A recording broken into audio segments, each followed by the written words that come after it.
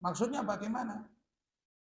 Maka berlomba-lomba para ulama menginvestasikan hartanya kepada anaknya untuk menuntut ilmu. Jadi dulu ada ulama Asy-Syaikh At-Tambati. Dia ini seorang qadhi besar. Maklum, dia punya anak laki-laki, sukanya itu petetan-petenteng. Ya Qadhil Qudot, Qadhi Agung yang menguasai seluruh Abbasiyah, kemudian melihat anaknya masih muda, namanya cari jati diri. Lah ya, Cung, nah kamu ini kan ya sudah balik. Terus kamu runtung main sana, main sini. Apa kamu nggak punya tanggung jawab terhadap masa depanmu? Maksud apa? Ya sudah waktunya kamu ini nuntut ilmu. Loh bah, saya kayak gini ini nunggu perintah Abah. Abah ini nggak perintah kepada saya untuk melakukan apa-apa. Oh, itu maksudnya. Ya wis gini saja.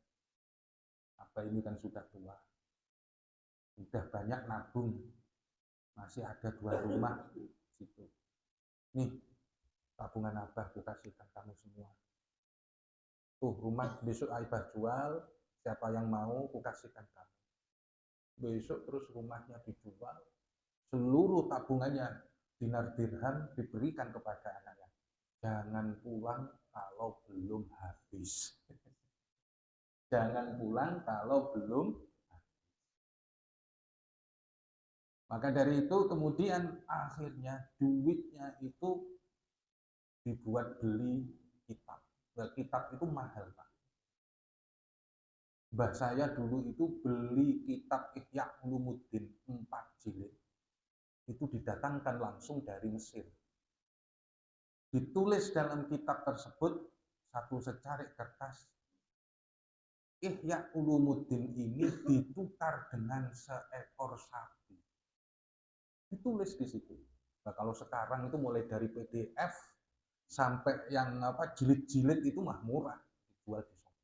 Dulu itu mbak saya warisi kitabnya, ditulis di situ dibeli dengan seekor sapi. Dan sekarang seekor sapi itu berapa? 36 atau 35 juta. Ya, kalau patungan di sini berapa sih? 7 kali berapa? 4. Ya sudah 30 juta. Yang kayak gitu itu dibeli. Karena begitu berharganya yang namanya percetakan. Dulu percetakan yang ada di Indonesia pertama kali itu miliknya siapa? Usman bin Yahya, mufti Betawi di zamannya siapa? Belanda. Jadi zamannya Belanda, Betawi ini sudah punya mufti yang diangkat oleh siapa? VOC. Nah, temannya itu adalah Snok Horgronya. Nah, di sini loh, Snok Horgronya itu sebagian ahli filologi mengatakan anaknya itu masuk Islam sekarang.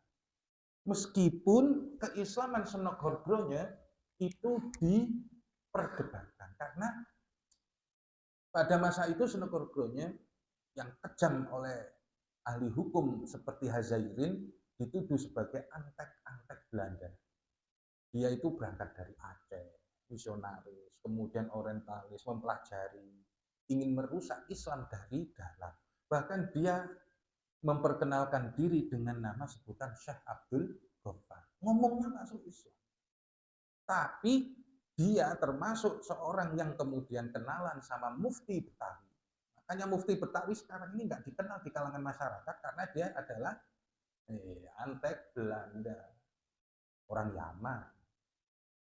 Nah itu ceritanya, ada yang namanya sengkarut kekuasaan di situ. Nah disitulah kemudian dia mempunyai percetakan. Nah percetakan kitab-kitab yang ada di Indonesia ini awalnya dari siapa? Syekh Usman bin Yahya atau Mufti Betawi. Ya, kalau dari kalangan tradisional Ahlussunnah wal Jamaah itu nggak dihauli itu. Karena memang dimusuhi apa ciptaan Belanda. Tetapi sebagai seorang mufti ya tetap.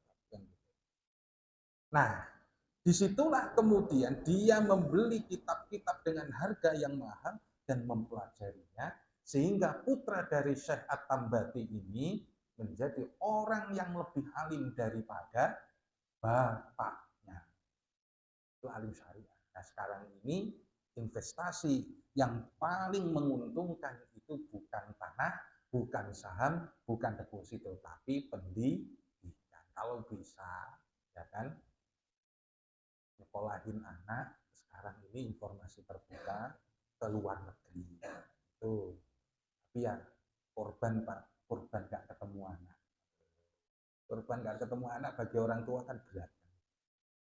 Mesir itu sekarang untuk ke Mesir saja 35 juta, sama dengan 1 kali umroh.